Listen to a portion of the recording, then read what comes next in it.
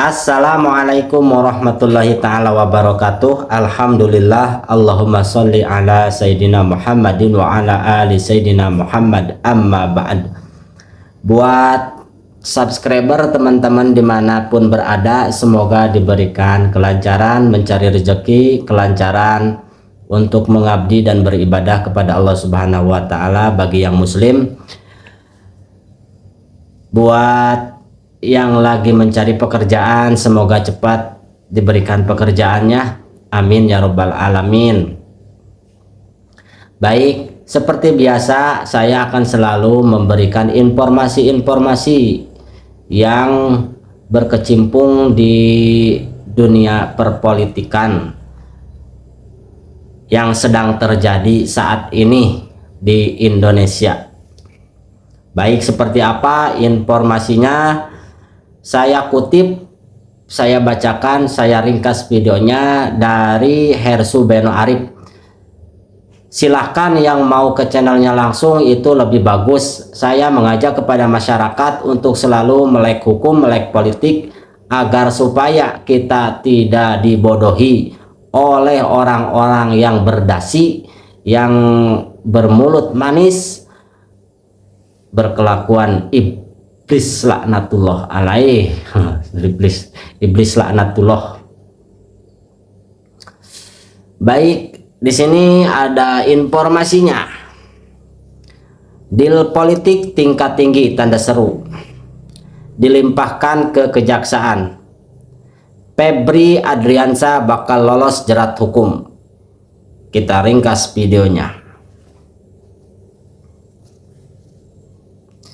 Video ini membahas kasus hukum yang menjerat mantan Jaksa Agung Muda Pidana Khusus Febri Adriansyah yang ditetapkan sebagai tersangka dalam kasus korupsi dan tindak pidana pencucian uang TPPU dengan barang bukti fantastis senilai lebih dari setengah triliun rupiah. Poin-poin utama dalam video: kronologi kasus. Penyelidikan dimulai oleh Kortas Tipikor Polri pada Juli 2026 yang berujung pada penggeledahan di KP The Clean dan rumah Sentul City, di mana ditemukan uang tunai, mata uang asing, dan emas batangan dalam jumlah besar. Anomali prosedural: terdapat kejanggalan dalam proses penetapan tersangka dan pelimpahan kasus dari Polri ke kejaksaan. Banyak pakar menilai langkah ini melanggar prosedur KUHP ya, karena tidak adanya pemeriksaan saksi terlebih dahulu sebelum penetapan tersangka. Strategi hukum. Video menyoroti potensi Febri Adriansyah untuk lolos dari jerat hukum melalui gugatan pra peradilan karena adanya dugaan cacat formil dalam prosedur penetapan tersangkanya. Dugaan politis, mengingat posisi Febri yang sebelumnya digadang-gadang sebagai calon kuat Jaksa Agung, muncul kecurigaan bahwa kasus ini syarat dengan kepentingan politik internal di lingkungan kejaksaan. Secara keseluruhan, analis dalam video mempertanyakan efektivitas dan prosedur penanganan hukum dalam kasus ini, serta menduga adanya skenario win-win di balik perlimpahan penyidikan ke kejaksaan yang dianggap tidak lazim. Seperti itu ya. Sebagai rakyat hanya bisa mengelus dada. Astagfirullahaladzim. Penegak hukum kok seperti ini, ada deal-deal di balik layar. Tapi insya Allah masyarakat sudah paham artinya ya. Kalau yang sudah paham, saya minta untuk terus selalu berpikir kritis, selalu menyuarakan agar bangsa ini tidak bangkrut. Tidak bangkrut secara moral, tidak bangkrut secara finansial. Mari kita bersuara untuk selalu menyuarakan kebenaran.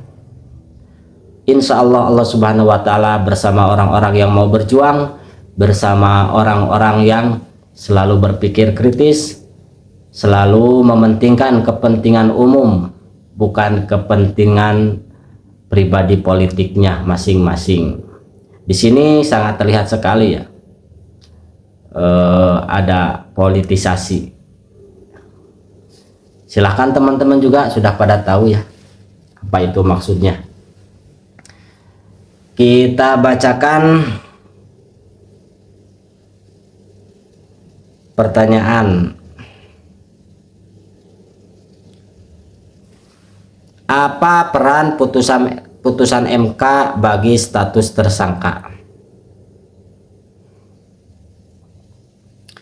Berdasarkan video tersebut, putusan Mahkamah Konstitusi MK nomor 21 PU 2014 memiliki peran krusial dalam memperketat aturan formal penetapan tersangka. MK menyatakan bahwa penetapan seorang sebagai tersangka harus memenuhi dua syarat utama. Minimal dua alat bukti yang sah, ya, tuh dua alat bukti yang sah sesuai dengan pasal 184 KUHP. Wajib didahului dengan pemeriksaan calon tersangka sebagai saksi terlebih dahulu. Video tersebut menjelaskan bahwa MK menilai penetapan tersangka tanpa mendengar keterangan calon tersangka sebagai saksi terlebih dahulu dianggap sebagai pelanggaran hak asasi manusia dan asas due process of law, process of law. Putusan ini bersifat final, mengikat secara undang-undang dan telah diakomodasi dalam peraturan internal lembaga penegak hukum, baik di Polri maupun Kejaksaan.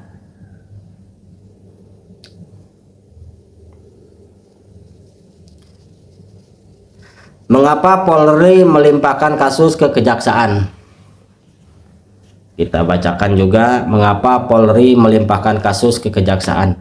Menurut video tersebut, Polri melimpahkan kasus Febri Adriansyah sepenuhnya kepada Kejaksaan dengan alasan untuk menjaga sinergitas dan solidaritas antara lembaga. Ngapain kok hukum dipakai seperti itu, ya? Ini poin-poin ini nih, poin penting nih di sini supaya kita paham, ya. Di sini nih. Menurut video tersebut, Polri melimpahkan kasus Febri Adriansyah sepenuhnya kepada Kejaksaan dengan alasan, nah ini alasannya nih, untuk menjaga sinergitas dan soliditas antar lembaga penegak hukum. Nah, di sini kan sudah ada poinnya nih. Dulu kan ada dari kepolisian bintang 1 apa bintang berapa yang terjerat korupsi MBG yang ditangani oleh Kejaksaan. Nah, di situ pokoknya ini sudah istilahnya sudah bukan rahasia umum lah. Oke, paham tak? Kita lanjutkan. Langkah ini diambil untuk menghindari friksi atau ketegangan institusi serta mencegah ego sektoral, mengingat subjek hukumnya adalah mantan pejabat tinggi di Kejaksaan. Kalau menurut masyarakat awam, tidak usah pandang bulu, ya. Kalau salah ya bilang salah, kalau tidak ya bilang tidak. Mau kepolisian, mau Kejaksaan, simple.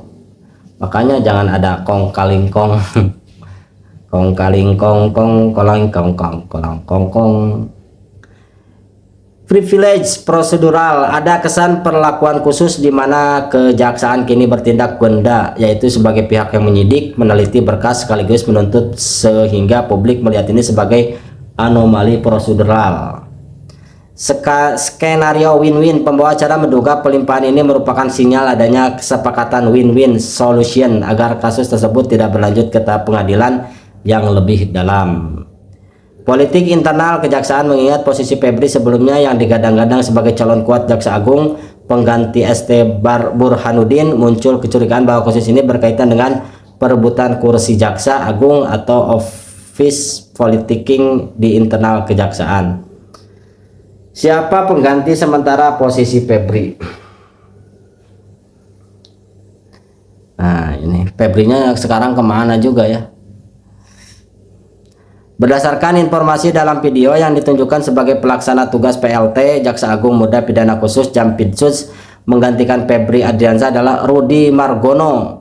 Rudy Margono sebelumnya merangkap jabatan sebagai Jaksa Agung Muda bidang pengawasan. Rudy Margono. Kalau saya harapan kepada penegak hukum itu nihil sekali dalam penegakan hukumnya, ya, nihil sekali. Sebenarnya kalau kuncinya ada di presiden. Kalau presidennya tegas, presidennya mempunyai karakter yang kuat dalam memimpin, dalam artian tidak pandang bulu, kalau salah bilang salah, kalau benar ya bilang benar. itu pasti ke bawahnya akan baik.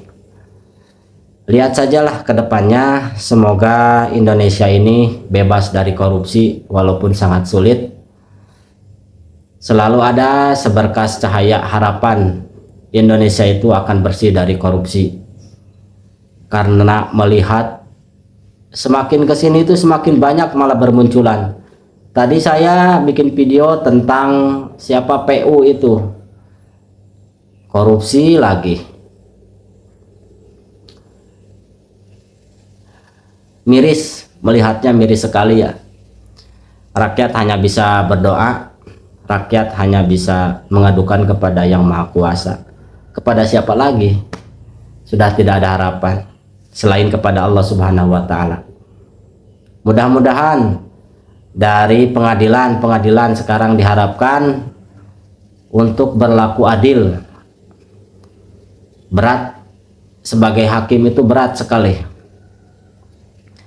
Jangan terlena oleh kehidupan dunia, karena akhirat adalah yang kekal, yang abadi. Untuk itu kepada hakim, bertindaklah secara adil. Terima kasih, sekian dulu. Assalamualaikum warahmatullahi taala wabarakatuh.